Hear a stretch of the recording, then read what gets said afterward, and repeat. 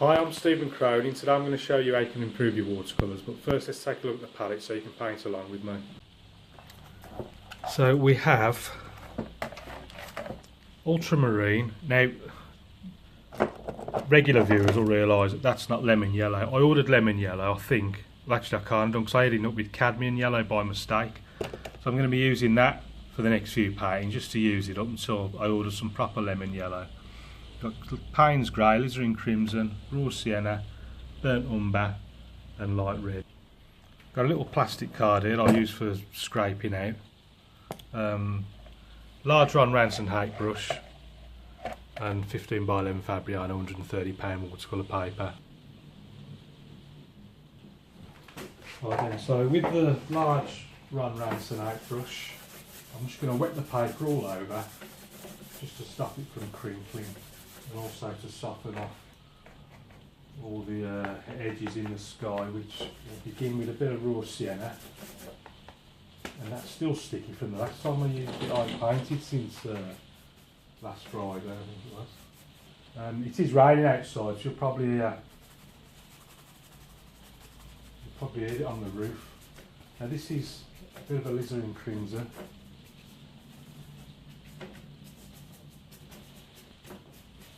I'm also going to go into a bit of light red, a bit of ultramarine blue.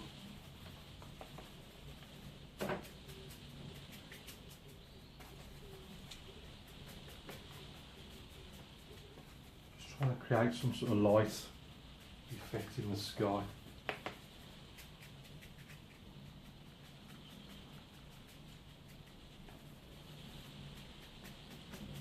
Let's push some of that sky is going to be reflected off the ground here.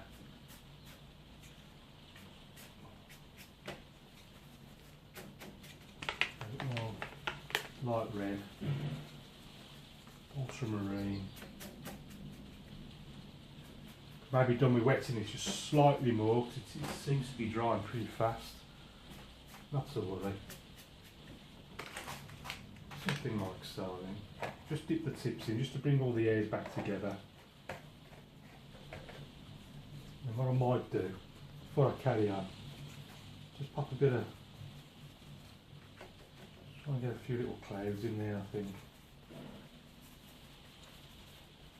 Alizarin, Payne's grey, bit of ultramarine.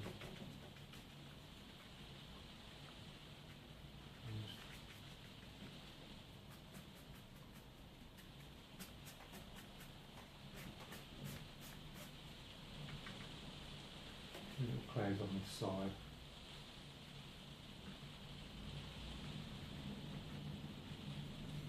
You can take a bit of tissue.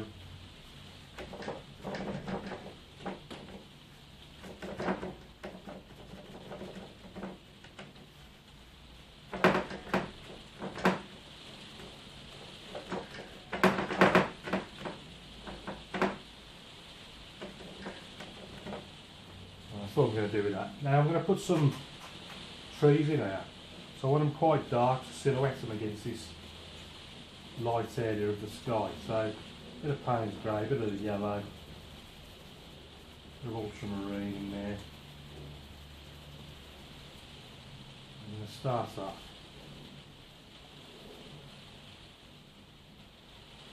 around here.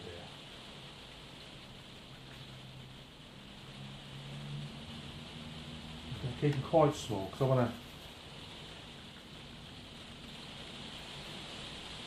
try and keep it as a big landscape, big wide open landscape. Then there, something like that.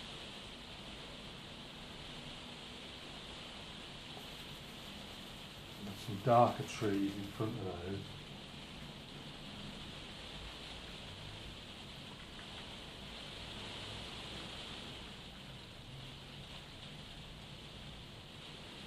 A little bit of scraping with the fingernail just to suggest a few little tree trunks in there. Don't have anything you don't like. Also, maybe a few little fence posts. Actually, the paper's, because the paper's stretched slightly, it's coming away from the board. So I'm just going to pull it flat again. and refix it so it's flat against the board. And then I'm going to put a little, this is where my little house is going to be. I'm just going to pull that down there like that. There's the roof, there's the walls. And I'll come back to that later. For now, I thought that a little bit lighter. So I've just dipped it into the water just to really create lighter tones. You see how that looks as if it's really far away now, those ones. Let's make these a bit higher up there. So they're the most distant trees. Now I'm going back into a bit of raw sienna, a bit of the yellow, a bit of ultramarine. And these ones stronger, a little bit closer. Let's see.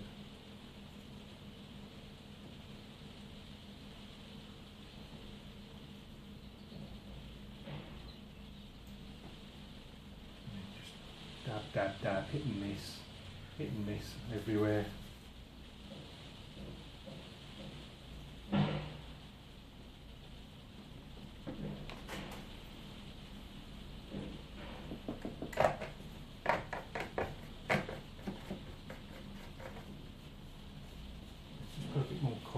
Into this.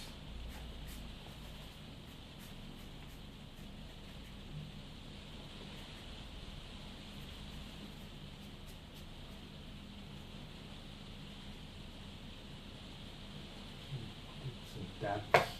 And then what I do, imagine like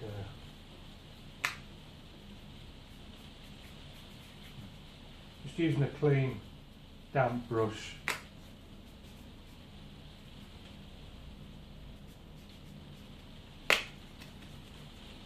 This is like meant to be like a snowy field or something.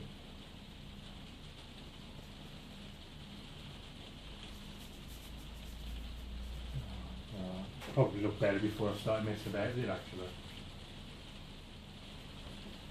See what I'm going to do. Bit of red, bit of blue. Let's have like a pathway now.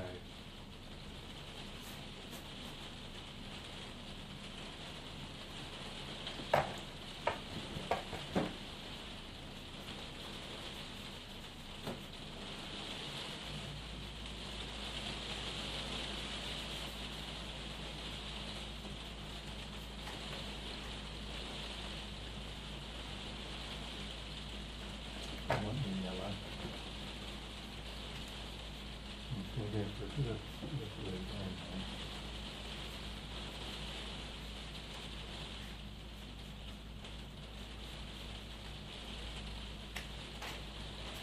Yeah, I think I've sort of, that's the definition of, I've definitely overworked this foreground. I think it looked better before I started messing about with it. Let's just try and strengthen that path a little bit. Less water now, too much water on the paper. Bit of red, bit of blue.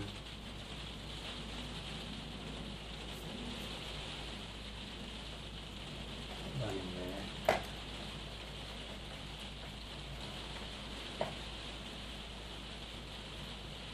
I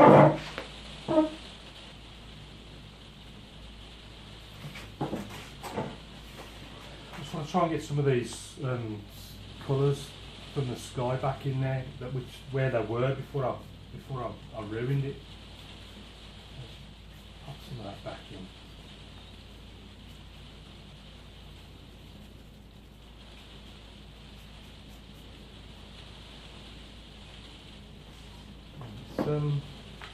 I'm going to dry it slightly.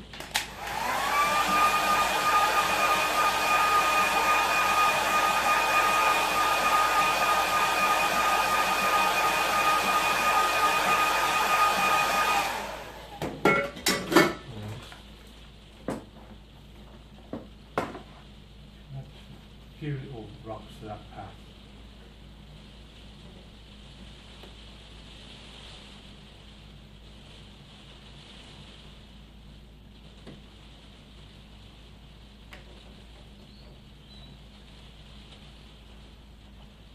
very tempting to overdo it, just dabbing where I have overdone it, and just experimenting really, just see what it looks like.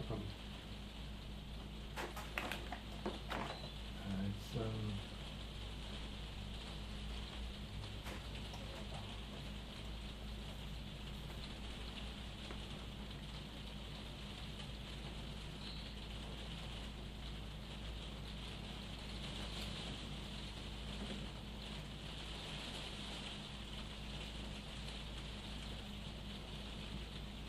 I think I'm going to stop messing about it now before I completely ruin it.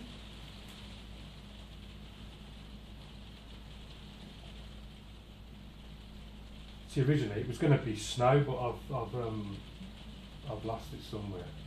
I'm going to leave the foreground alone now. Let's just put some colour on that roof. I'm going to switch to this little flat brush. I'm just going to go with a bit of blue, just a few of the sky colours really. I'm just going to pop the roof on there like that.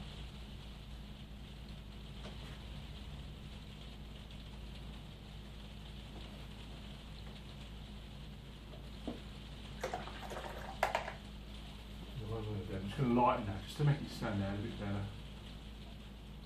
Just that wall part there. And then I just need some doors and a couple of little windows. Really needs to be, should have been dry really as well. I'm just going to put it in while it's still wet.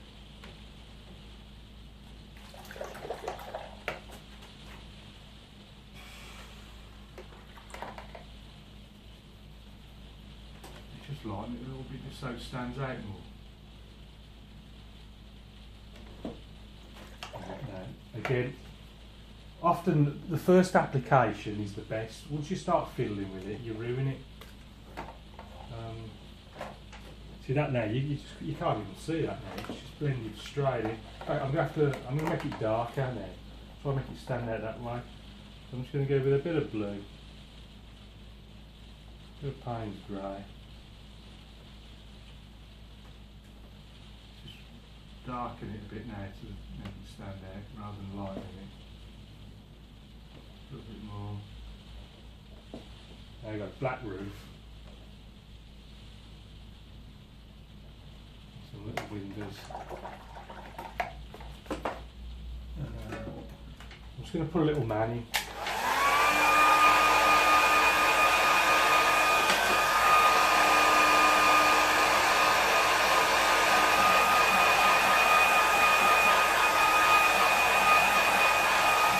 You know what I could do? Something I haven't done for ages. I used to have like a little bit of smoke coming out of the roof.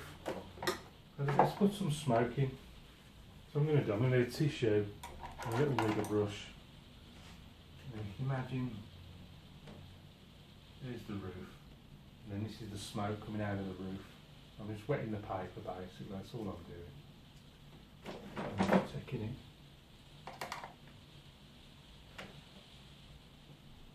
So the smoke's coming out the chimney, and then just dispersing generally in the air. So actually before that we have to put a little chimney in there. So I'm just taking a bit of anything really, just a dark colour, and then just pop the little chimney there on the roof, just for somewhere for the smoke to come out.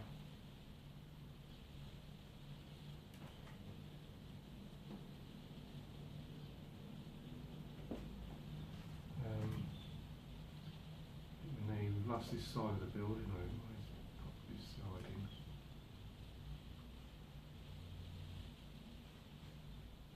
There's something here and there. I'll get a few. I'm going to put some things posting ready for it's dry now. I just need a little man. Bit of red, bit of blue. We should put him there. Just a little man walking back to the cottage. His little dog behind him.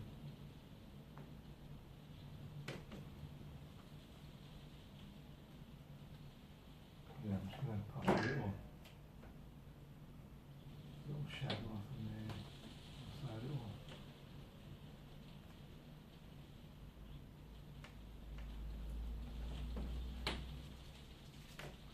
Something going on there. Yeah, you can hardly see them. The contrast is quite poor there, really. Can make them darker.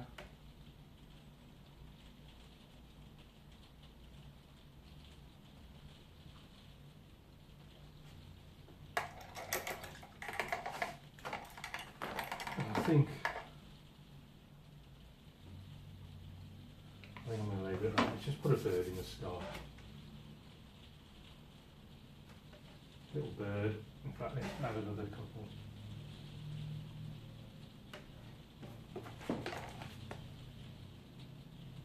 And I'm just going to stick my name down there. I'm going to call this one finished. Let's see what it looks like with the names on. So here's our painting in the mount. So if we go in and have a closer look at it, I think the first thing that strikes me, I think it would have been better if these tree lines were a bit darker, just to contrast against the light. I think it would have emphasised the light a bit better in the sky.